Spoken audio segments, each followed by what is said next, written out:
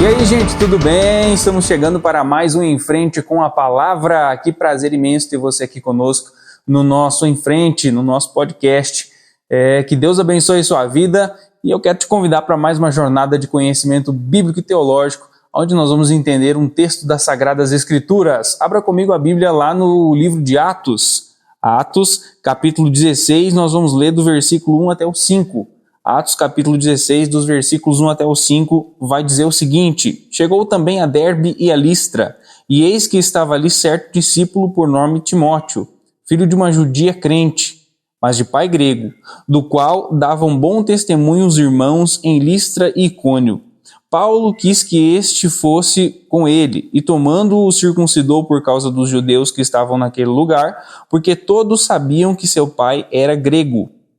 Quando iam passando pelas cidades, entregavam aos irmãos para serem observadas as decisões que haviam sido tomadas pelos apóstolos e anciãos em Jerusalém.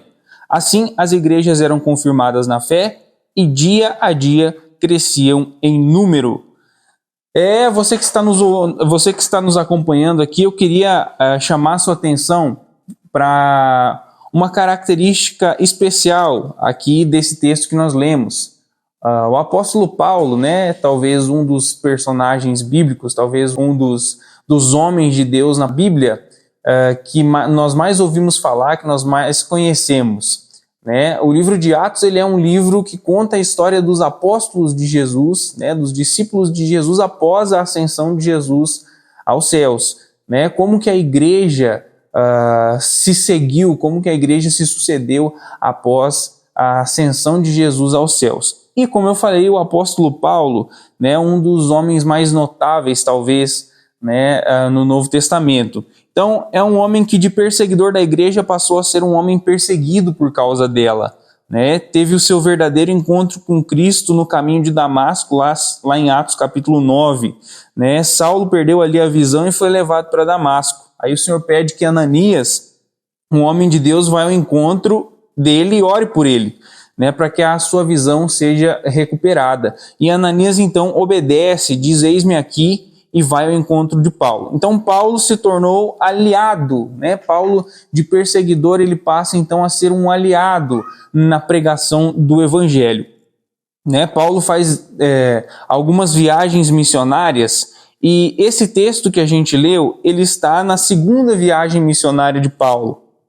A primeira viagem missionária, ela tem o objetivo de abrir igrejas, espalhar a mensagem de Jesus, fundando as comunidades cristãs. A segunda viagem de Paulo, além disso, tem a missão, tem como fundamento confirmar as igrejas para que elas cresçam e continuem a prosperar na fé. Mas algo me chama a atenção e eu queria meditar com você nessa parte que nós lemos. Algo me chama a atenção. Paulo é um homem que nunca viajou sozinho em suas viagens missionárias.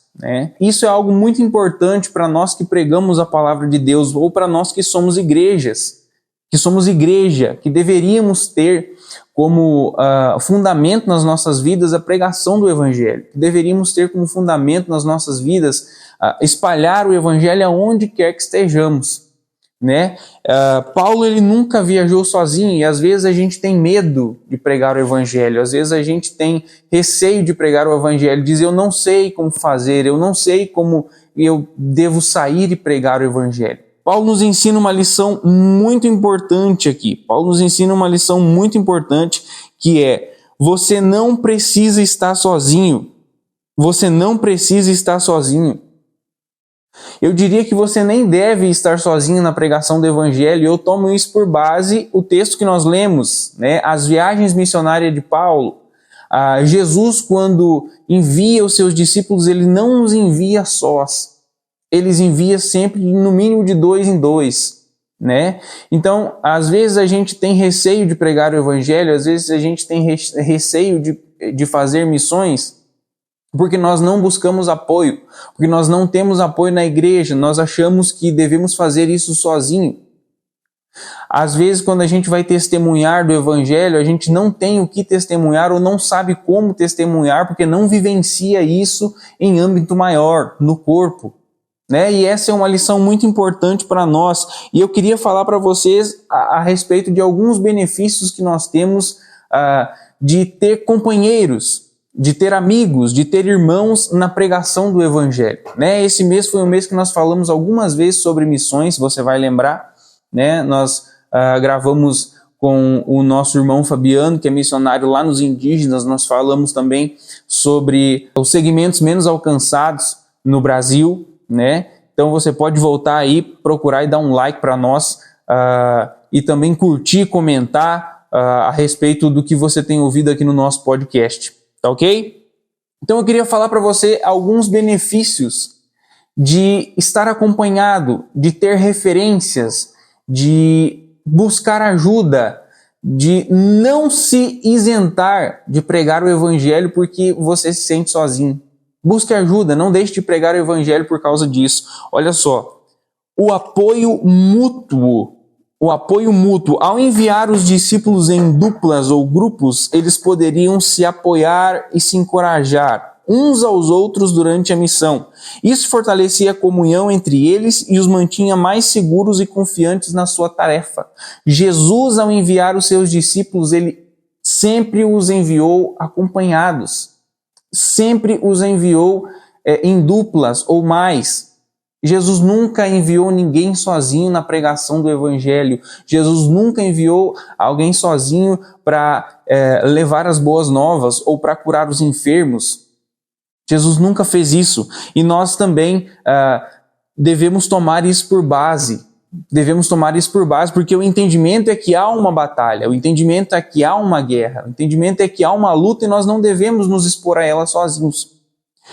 Testemunhas adicionais. Ter mais de um discípulo testemunhando e compartilhando as palavras e os ensinamentos de Jesus fornecia uma validação mais forte para a mensagem que estava sendo pregada. Nós temos que lembrar que Jesus estava, então, inaugurando, né, a igreja, estava inaugurando os seus ensinamentos. Então, enviar os discípulos de 2 em 2 dava mais crédito, dava mais validação à sua mensagem. Não deixa de ser assim nos dias de hoje, ainda que o cristianismo não precise de validação, mas porque o próprio Cristo é a validação do Evangelho. Mas mesmo assim, o crédito diante das pessoas vale muito. Então, assim, quanto mais pessoas estiverem na pregação do Evangelho, mais crédito ele tem. Eficiência na obra. Ao dividir o trabalho entre vários discípulos, eles poderiam alcançar mais pessoas, mais lugares, alcançando um público mais amplo em um período mais curto de tempo. Então, a nível de eficiência, a nível de eficácia, ir acompanhado, ir com mais pessoas, pensar, juntar as ideias, as estratégias para a evangelização ela se torna mais eficaz. E por fim, uma experiência compartilhada. Olha como isso é importante. Eu me lembro que quando eu fiz parte da missão, um dos momentos mais edificantes que a gente tinha era quando nos reuníamos para compartilhar as experiências. Era quando nos reuníamos para expor aquilo que Deus tinha feito. Então, enviando-os juntos, Jesus os preparava para aprender uns com os outros, gerando novos discípulos, compartilhando suas experiências, dificuldades e sucessos. Isso contribuía para o crescimento espiritual e ministerial de cada discípulo. Então, as experiências compartilhadas depois de cada vez que você for evangelizar, aquilo que Deus fez, você testemunhando e compartilhando uns aos outros, você promove uma edificação mútua. Então, assim, eu apresentei vários motivos pelos quais nós não devemos, ou nós não temos o encorajamento bíblico a fazermos missões sozinhos. Nós devemos sempre estar acompanhados, nós devemos sempre estar no mínimo de 2 em 2.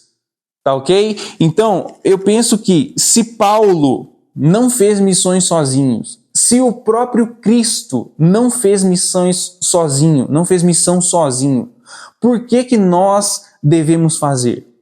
Ou então, por que nós, às vezes, por medo de estar sozinho, por medo de não saber o que falar, por medo de não saber o que fazer, não fazemos missões?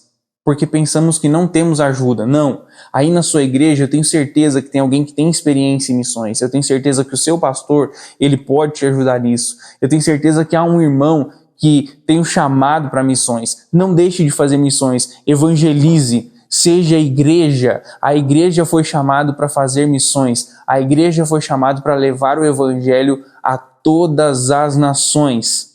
A igreja foi chamada para pregar tanto em Jerusalém como em Samaria, até os confins da terra. Trazendo isso para os nossos dias, a igreja foi chamada para pregar aonde ela está implantada, mas também ela foi chamada para orar por aqueles que estão lá fora, para enviar pessoas lá para fora, para investir nas pessoas lá de fora, para investir aonde ela estiver também. Então, nós temos sim muitas oportunidades. Aonde você estiver, lá no seu trabalho, eu tenho certeza que você tem muitas oportunidades e às vezes não aproveita por medo. Não tenha medo, pregue o evangelho, leve missões, leve as boas novas da salvação aonde você estiver. Tá bom? Deus abençoe sua vida, Deus abençoe que você possa ter recebido essa mensagem aí no seu coração. Antes de encerrar o vídeo, eu queria falar para você dos nossos amigos da Fixar Parafusos, que são nossos parceiros aqui do podcast Em Frente. Eles são nossos parceiros, então você pode encontrar parafusos, ferramentas,